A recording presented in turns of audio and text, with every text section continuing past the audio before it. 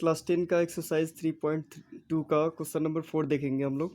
Question क्या है, which of the flowing pairs of linear equations are consistent और inconsistent.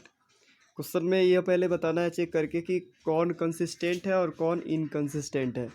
If consistent obtain the solution graphically, है ना। अगर ये इसमें से चेक करने पे कंसिस्टेंट आता है तो उसका सॉल्यूशन हमको निकालना है ग्राफिकल मेथड से, ठीक है।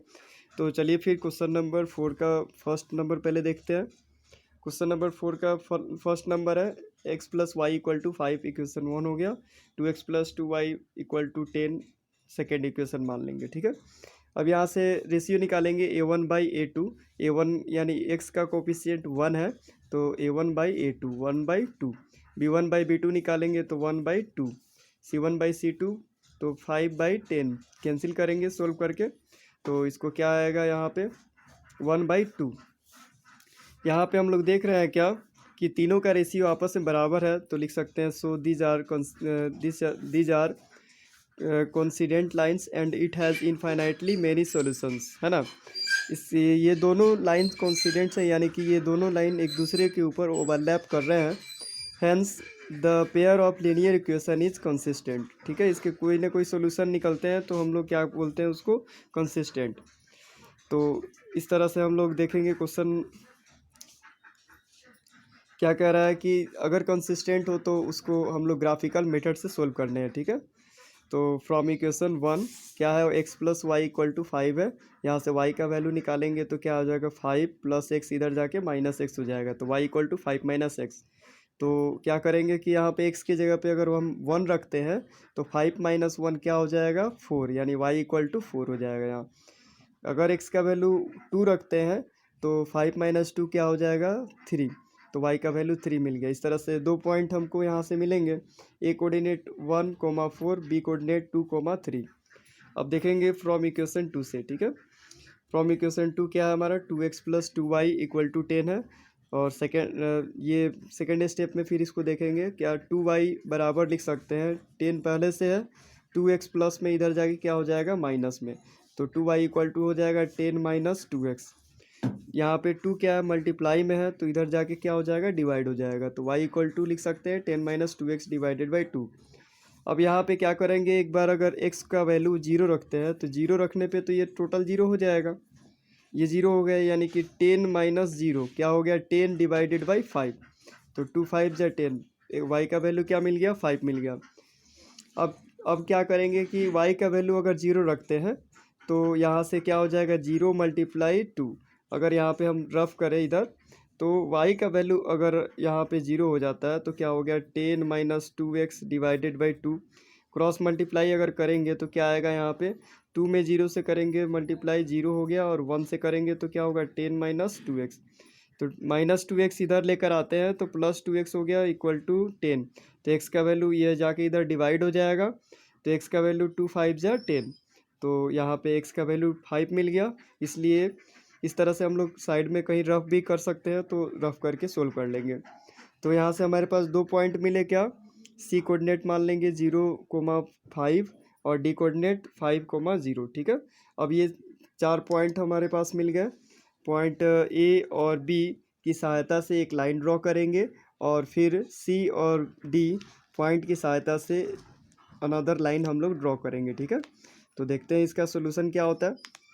हमारे पास क्या था पॉइंट a 1,4, यानी x कोऑर्डिनेट 1, तो x कोऑर्डिनेट यहाँ से क्या हो जाएगा 1, और y कोऑर्डिनेट क्या चाहिए था 4, तो ये y एक्सिस है तो y पे हमको क्या मिला 4 मिला। ये दोनों पॉइंट अगर ऐसे देखें तो दोनों पॉइंट जहाँ पे इंटरसेक्ट करेंगे एक जगह, वही इसका क्या होगा पॉइंट a कोऑर्डिनेट क्या हो जाएगा 1,4। अब इसका b कोऑर्डिनेट देखेंगे, b कोऑर्डिनेट क्या है यहाँ पे x कोऑर्डिनेट, x वाला यहाँ पे 2 है और y वाला 3 है, तो x वाला 2 हो गया y 3 हो गया। a और b की सहायता से क्या करेंगे एक लाइन ड्रॉ कर देंगे, फिर उसके बाद से पॉइंट हमारा c क्या है 0,5 है, तो यानी कि x कोऑर्डिनेट 0, यानी कि x की तरफ हमको ना इधर जाना है और ना ही इधर जाना है, और y कोऑर्डिनेट क्या है हमारा 5 है, तो y वाला +5 यहीं पे। इस तरह से c का कोऑर्डिनेट क्या हो जाएगा 0,5, और d कोऑर्डिनेट हमारे पास क्या है 5 0, तो एक्स कोऑर्डिनेट का क्या कह रहा है यहाँ पे 5 और वाई कोऑर्डिनेट हमको इधर नहीं जाना है और ना ही इधर जाना है, यानी कि 0 दिया है। इस तरह से डी कोऑर्डिनेट 5, 0 ये हो जाएगा। तो पॉइंट सी और डी की सहायता से एक लाइन ड्रॉ करेंगे स्केल की सहायता से, है ना। तो हमको क्या मिलेगा कि ये दोनों लाइन एक दूसरे को क्या कर रहे हैं, ओवरलैप कर रहे हैं, कोइंसिडेंट लाइंस बना रहे हैं, ठीक है। तो इसलिए यहाँ पे लिखेंगे therefore infinite solution are possible for the given pair of equation, क्योंकि ये दोनों लाइन क्या हो रहे हैं, कोइंसिडेंट लाइन हो रहे हैं, ठीक है। तो इनफाइनाइट पॉइंट्स पे ये कट करेंगे, है ना। इस तरह से हमारा ये क्वेश्चन सोल्व हो जाता है। उसके बाद देखेंगे क्वेश्चन नंबर 4 का सेकेंड क्या है हमारा, यहाँ पे x minus y equal to 8 है और second equation 3x minus 3y equal to 16 है। रेशियो निकालेंगे a1/a2, तो a1 क्या हो गया 1 डिवाइडेड बाई b1, a1/a2 तो a1/a2 1/3 हो जाएगा, b1/b2 -1/-3 क्या होगा सोल्व करके 1/3। दो रेशियो बराबर मिले तो फिर तीसरा निकालते हैं c1/c2, तो क्या हो जाएगा 8 डिवाइडेड बाई 16, सोल्व करेंगे 1/2 आया। अब देखिए तो यहाँ पे a1/a2 equal to b1/b2 not equal to c1/c2 है। ऐसे कंडीशन में क्या लिखते हैं, so this are parallel lines and it has no any solution, hence the pair of linear equation is inconsistent. Question में कह रहा था कि अगर कंसिस्टेंट होगा तो इसका ग्राफिकल मेथड से सोल्व करेंगे और एक्स और वाई का वैल्यू निकालेंगे, लेकिन इसके इसमें क्या है, इनकंसिस्टेंट है, इसलिए इसका हम लोग वैल्यू नहीं निकाल सकते हैं, ठीक है। किसी पॉइंट पे ये कट नहीं करेगा, इसलिए इसको नहीं निकाल सकते। 4 का थर्ड नंबर देखेंगे हम लोग। 4 का थर्ड क्या है, 2x plus y minus 6 equal to 0 है। उसके बाद 4x minus 2y minus 4 equal to 0 है। a1/a2 निकालेंगे 2/4 होगा, 1/2 सोल्व करके आएगा। b1/b2 निकालेंगे तो 1 डिवाइडेड बाई -2, दोनों आपस में बराबर नहीं है, तो लिखेंगे a1/a2 not equal to b1/b2, so these are intersecting lines and it has unique solution, यानी एक ही सॉल्यूशन होगा इसका। Hence the pair of linear equation is consistent. जब इंटरसेक्टिंग लाइन होते हैं तो इसके सिर्फ और सिर्फ एक ही सॉल्यूशन होते हैं, और ऐसे कंडीशन में क्या होता है, ये कंसिस्टेंट होता है। तो हमारा क्वेश्चन में क्या कह रहा था कि अगर कंसिस्टेंट हो तो ही हम जो है ग्राफिकल मेथड से हम लोग सोल्व करेंगे। तो यहाँ पे हमारा क्या मिला, ये क्या है, हमारा कंसिस्टेंट है, इसलिए इसका सोल्यूशन निकलेगा, ठीक है। तो इस तरह से हम लोग देखेंगे फ्रॉम इक्वेशन 1 क्या था हमारा 2x plus y minus 6 equal to 0। तो यहाँ से हमारा y बराबर क्या हो जाएगा, -6 इधर जाके +6 हो गया, प्लस 2x इधर जाके -2x हो गया। तो यहाँ से हम लोग क्या करेंगे, x का वैल्यू अगर 0 रखते हैं तो ये टोटल हमारा 0 हो जाएगा, यानी कि ये समाप्त हो जाएगा। तो y बराबर क्या मिलेगा हमको 6, ठीक है। अब यहाँ से फिर नेक्स्ट टाइम में क्या करेंगे, y को पहले हम 0 रख लेंगे, तो ये y हमारा 0 होगा, तो यहाँ पे 0 होगा तो -2x इधर जाके क्या हो जाएगा +2x, ठीक है। तो इस तरह से हमारा 2 डिवाइड में आ जाएगा 6 के, है ना। तो 2 3 जा 6, तो रफ कर लेंगे जैसे हम लोग रफ किए थे। तो हमारा क्या मिलेगा, x का वैल्यू मिल जाएगा कितना 3, y 0 रखेंगे तो यह क्या मिल जाएगा हमको 3x का वैल्यू, ठीक है। तो इस तरह से हमारे पास 2 पॉइंट होंगे, कौन कौन से, a कोऑर्डिनेट 0,6, b कोऑर्डिनेट 3,0, ठीक है। अब लिखेंगे फ्रॉम इक्वेशन 2 क्या है हमारा 4x minus 2y minus 4 equal to 0। तो यहाँ से हम लोग लिख सकते हैं 4x minus 4 equal to -2y इधर जाके +2y हो जाएगा। अब यहाँ से 2 ये मल्टीप्लाई में है तो इधर जाके क्या होगा, डिवाइड हो जाएगा। तो यानी कि y बराबर क्या हो गया 4x minus 4 divided by 2, y का वैल्यू निकल गया यहाँ से। तो यहाँ से हम लोग क्या करेंगे, पहले x का वैल्यू 0 रखते हैं, तो ये तो हमारा 0 हो जाएगा, है ना। तो 0 माइनस 4 क्या हुआ -4/2, तो -4 डिवाइडेड बाई 2, 2 2 जा 4 -2 मिल जाएगा। फिर y 0 करते हैं तो ये हमारा 0 हो गया, 0 से मल्टीप्लाई करेंगे तो ये 0 टोटल, -4 इधर जाके +4 डिवाइडेड बाई 4 1 आ जाएगा।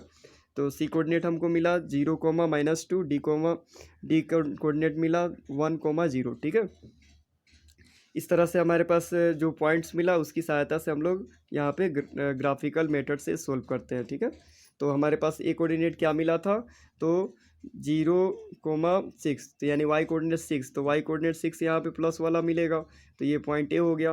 बी कोऑर्डिनेट हमारा क्या मिला था तो 3,0। तो बी कोऑर्डिनेट में एक्स कोऑर्डिनेट हमारा क्या है 3 है और वाई कोऑर्डिनेट हमारा 0 है। तो इस तरह से ये एक्स एक्सिस पे होगा, है ना। तो बी कोऑर्डिनेट क्या हो गया 3, 0, ठीक है।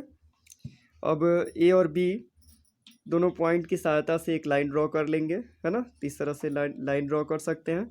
उसके बाद हमारा क्या पॉइंट है यहाँ पे, पॉइंट क्या मिला है हमारा सी कोऑर्डिनेट 0,-2। तो ये हमारा मिलेगा वाई कोऑर्डिनेट क्या चाहिए -2 चाहिए, तो वाई कोऑर्डिनेट हमारा -2, वाई जो माइनस वाला एक्सिस है वहाँ पे हमारा -2 मिल जाएगा। ये हमारा मिल गया क्या पॉइंट C,-2, सी कोऑर्डिनेट मिल गया। उसके बाद डी कोऑर्डिनेट देखेंगे क्या हमारा 1,0, यानी एक्स कोऑर्डिनेट क्या है 1 है और वाई कोऑर्डिनेट 0 है। 2 पॉइंट मिल गया सी और डी। अब इन दोनों को स्केल की सहायता से क्या करेंगे कि एक लाइन दोनों की सहायता से 2 पॉइंट की सहायता से एक लाइन ड्रॉ कर लेंगे। तो ये दोनों लाइन कहाँ इंटरसेक्ट करते हैं, तो एक्स कोऑर्डिनेट जहाँ मिल रहा है 2 और वाई कोऑर्डिनेट मिल रहा है 2, यानी 2,2। इस तरह से हमारा क्या मिल गया, यहाँ पे लिख सकते हैं since this lines intersect at point 2,2। दोनों लाइन्स पॉइंट 2,2 पे इंटरसेक्ट कर रहे हैं, यानी कि एक्स का वैल्यू क्या मिला हमारा 2 और वाई का वैल्यू 2। इस तरह से हम क्वेश्चन नंबर 4 का थर्ड सोल्व कर लेते हैं, ठीक है। अब इसका आखिरी क्वेश्चन हम लोग देख लेंगे। आखिरी क्वेश्चन क्या है, आखिरी क्वेश्चन में ये कह रहा है कि 2x - 2y -2 = 0, 4x - 4y - 5 = 0। यहाँ से रेशियो निकालेंगे a1/a2। a1 कितना 2 और a2 है हमारा 4, तो 2/4 सोल्व करेंगे 1/2 हुआ। उसके बाद b1/b2 निकालेंगे -2 डिवाइडेड बाई -4 हो जाएगा। सोल्व करेंगे तो क्या आएगा हमारा 1/2। उसी तरह से 2 रेशियो बराबर मिल गया, तो फिर थर्ड रेशियो हम लोग निकालते हैं, ठीक है। तो थर्ड रेशियो c1/c2 निकालेंगे, -2 डिवाइडेड बाई -5 कैंसिल हो जाएगा, माइनस माइनस कैंसिल हो जाएगा, 2/5 हुआ। तो हम लोग को क्या मिल रहा है a1/a2 बराबर है b1/b2, लेकिन बराबर नहीं है c1/c2। तो इस ऐसे कंडीशन में हम लोग क्या लिख सकते हैं, लिखेंगे so these are parallel lines. जब ये पैरेलल लाइंस है तो लिख सकते हैं it has no any solution. जो पैरेलल लाइंस होते हैं किसी पॉइंट पे जब कट नहीं करेंगे तो उसका कोई सॉल्यूशन नहीं निकलेगा। तो यहाँ पे कह सकते हैं hence the pair of linear equation is inconsistent. Parallel line के लिए कंडीशन हम लोगों ने क्या पढ़ा था कि जब पैरेलल लाइन होते हैं तो वो क्या होता है, the pair of linear equation is inconsistent होता है। इस तरह से हम लोग इसको सोल्व कर लेते हैं।